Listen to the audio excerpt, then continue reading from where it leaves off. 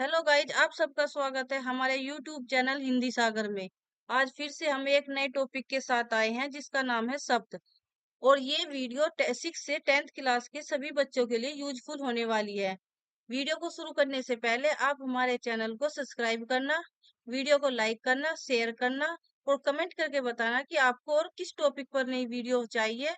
और bell icon का button जरूर दबाना ताकि हमारी कोई भी नई वीडियो अपलोड होते ही उसका नोटिफिकेशन सबसे पहले आपके पास आए। अपनी नई वीडियो के साथ जिसका टॉपिक है शब्द। शब्द किसे कहते हैं? शब्द कहते हैं ध्वनियों के सार्थक समूह को शब्द कहते हैं। और डेफिनेशन क्या होती है इसकी? विभिन्न ध्वनियों का ऐसा स्वतंत्र एवं सार्थक समूह जो एक निश्चित अर्थ का बोध कराता है शब्द कहलाता है, जैसे कमल, कलम, पुस्तक, चंद्रमा आदि। इसके बाद आते हैं शब्दों के भेद। शब्दों के 5 भेद होते हैं। स्रोत, उत्पत्ति या इतिहास के आधार पर शब्द भेद। सेकंड होता है रचना के आधार पर शब्द भेद। थर्ड होता है प्रयोग के आधार पर शब्द भेद। फोर्थ होता है अर्थ के आधार पर शब्द भेद। और फिफ्थ होता है व्याकरणिक प्रकार्य के आधार पर शब्द भेद। इनका विस्तार से वर्णन करते हैं। सबसे पहले आता है स्रोत या उत्पत्ति या इतिहास के आधार पर शब्द भेद।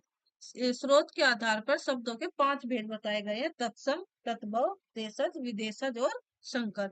इसमें सबसे पहले पढ़ते हैं तत्सम शब्द।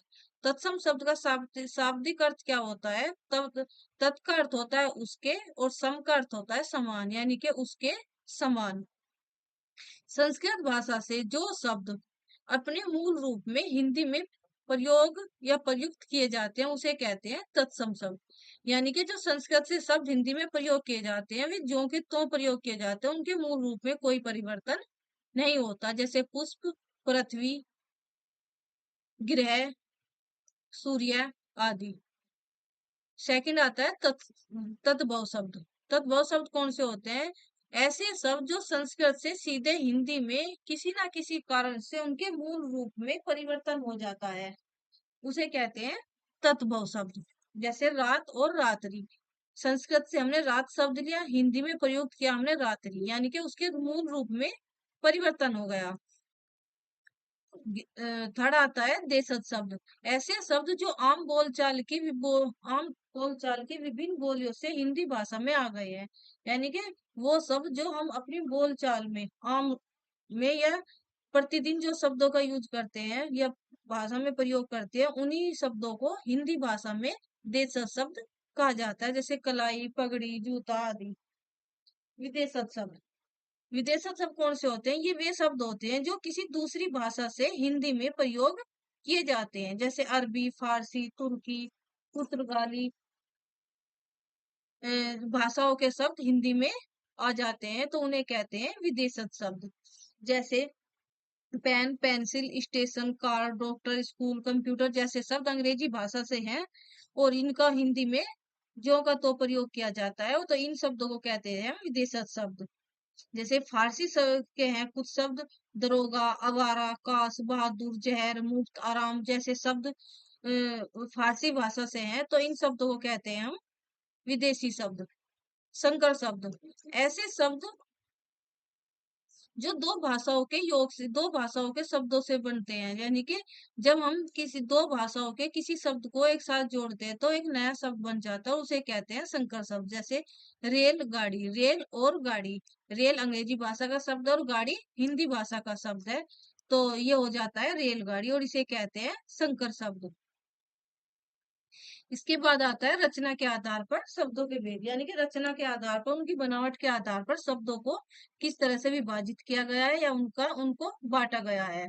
शब्द एवं वर्णों के मेल से नए शब्द बनाने की जो प्रक्रिया होती है उसे कहते हैं रचना या बनावट।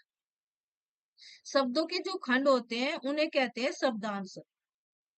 जब हम किसी शब्द के खंड करते हैं तो जैसे घर है, घर के हमने खंड किए घ और रह, दो खंड हो गए, लेकिन इन दोनों का अलग अलग कोई अर्थ नहीं है, ये अर्थहीन हो जाते हैं। लेकिन कुछ शब्द ऐसे भी होते हैं जिनके खंडों का अर्थ होता है। जैसे शिव, शिवालय, शिव और आलय, शिव के रहने वाला, रहने के लिए घर। तो दोनों खंडों का अर्थ है।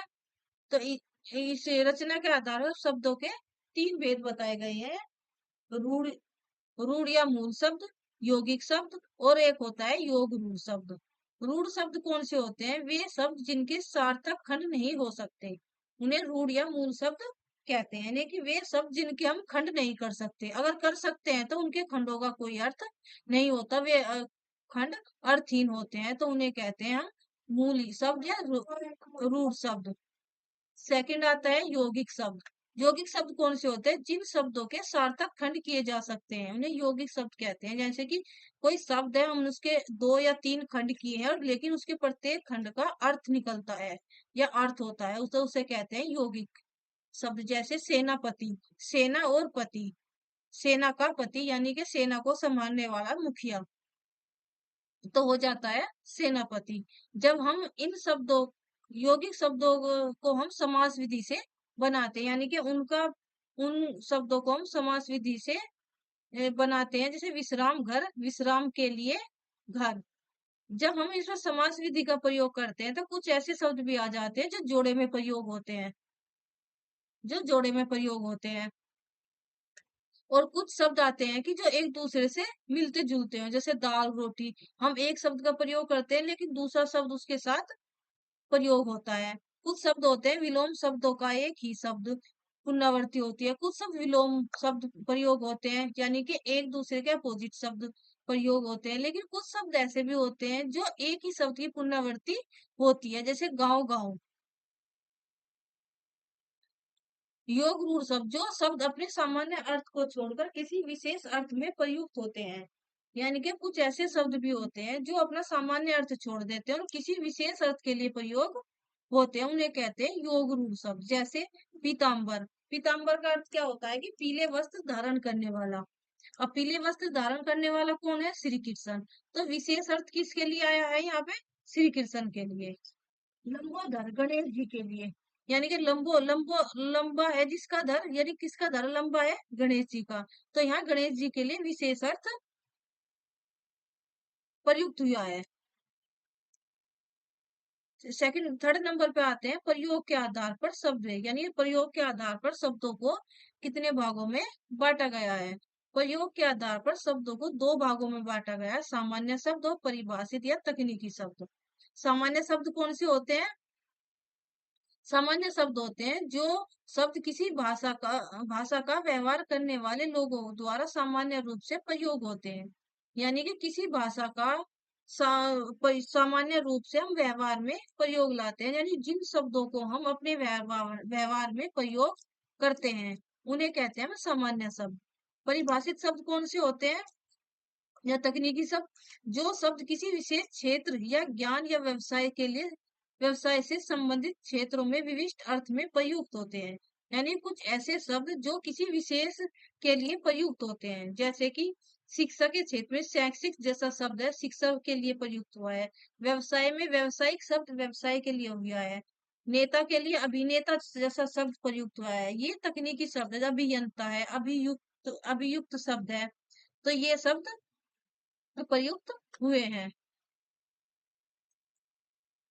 फोर्थ नंबर पे आता है अर्थ के आधार पर शब्द भेद। यानी कि अर्थ के आधार पर शब्दों के कितने भेद हैं? ये स्लाइड ऊपर को बिछा दिए।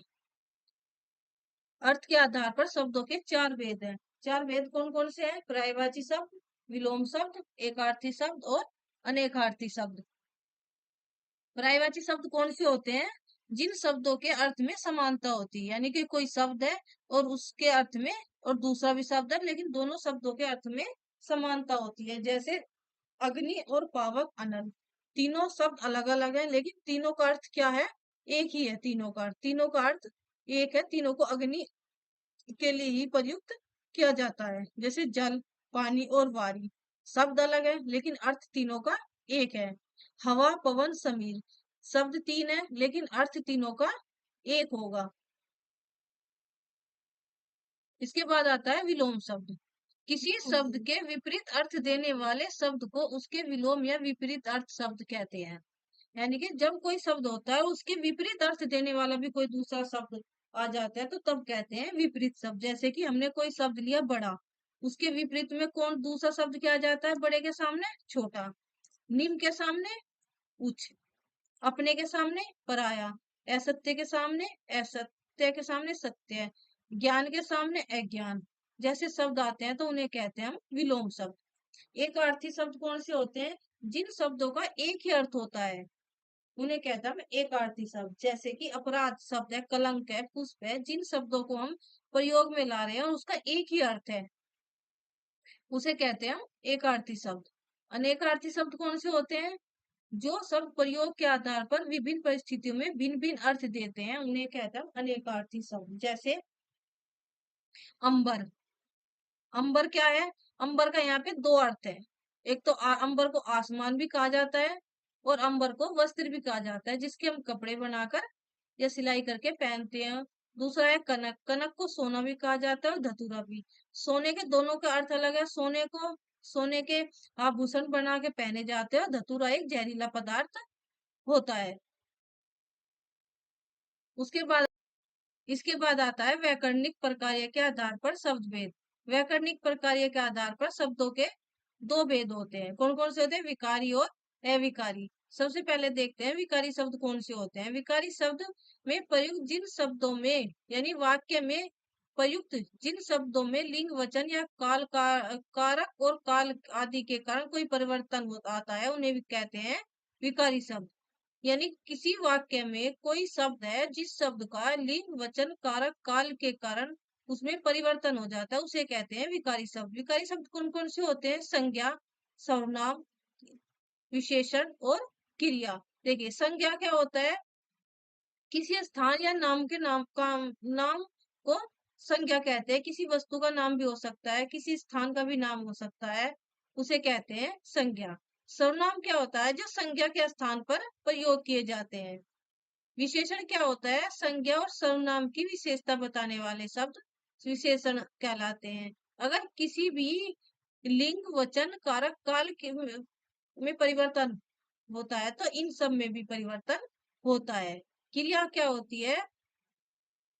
संज्ञा सर्वनाम द्वारा किया गया कार्य क्रिया कहलाती है। अगर वाक्य में किसी शब्द में लिंग वचन कारक काल के कारण परिवर्तन है तो उसकी क्रिया में भी परिवर्तन हो जाता है। अब सेकंड आता है अविकारी शब्द। अविकारी शब्द कौन से होते हैं? वाक्य में प्रयुक्त जिन शब्दों के मूल रूप में परिवर्तन या विकार नहीं होता। यानी चाहे इसमें लिंग बदलो, वचन बदलो, कारक बदलो, काल बदलो, लेकिन वाक्य में प्रयुक्त शब्दों के मूल रूप में कोई परिवर्तन नहीं होगा उन्हें कहते हैं अविकारी शब्द। अव्यय शब्द। अविकारी और अव्यय शब्द एक ही होते हैं। कुछ बच्चे इनमें कंफ्यूज हो जाते हैं कि अव्यय शब्द कौन से होते हैं। जो अविकारी शब्द होते हैं वही अव्यय शब्द भी होते हैं। अव्यय शब्द कौन कौन से होते हैं? क्रिया विशेषण, समुच्चय बोधक, संबंध बोधक, विस्मय बोधक, निष्पात, अविकारी शब्द। क्रिया विशेषण। क्रिया विशेषण में क्या होता है कि क्रिया की विशेषता बताई जाती है। वाक्य में उपयुक्त वाक्य में प्रयोग उपयुक्त शब्द में लिंग वचन कारक किसी कोई भी परिवर्तन हो लेकिन इनमें कोई परिवर्तन नहीं होता। संबंध बोधक में भी ऐसा ही होता है, इसमें कोई परिवर्तन नहीं होता। ये दो वस्तुओं के बीच में संबंध स्थापित करता है। समुच्चय बोधक में भी कोई परिवर्तन नहीं होता। ये आश्रित और उपवाक्य को मिलाने या जोड़ने का काम करते हैं। विस्मय बोधक होता है किसी के लिए संबोधन शब्द का प्रयोग करना। Thank you. अगर वीडियो अच्छी लगी हो तो लाइक करना। Thank you. अगर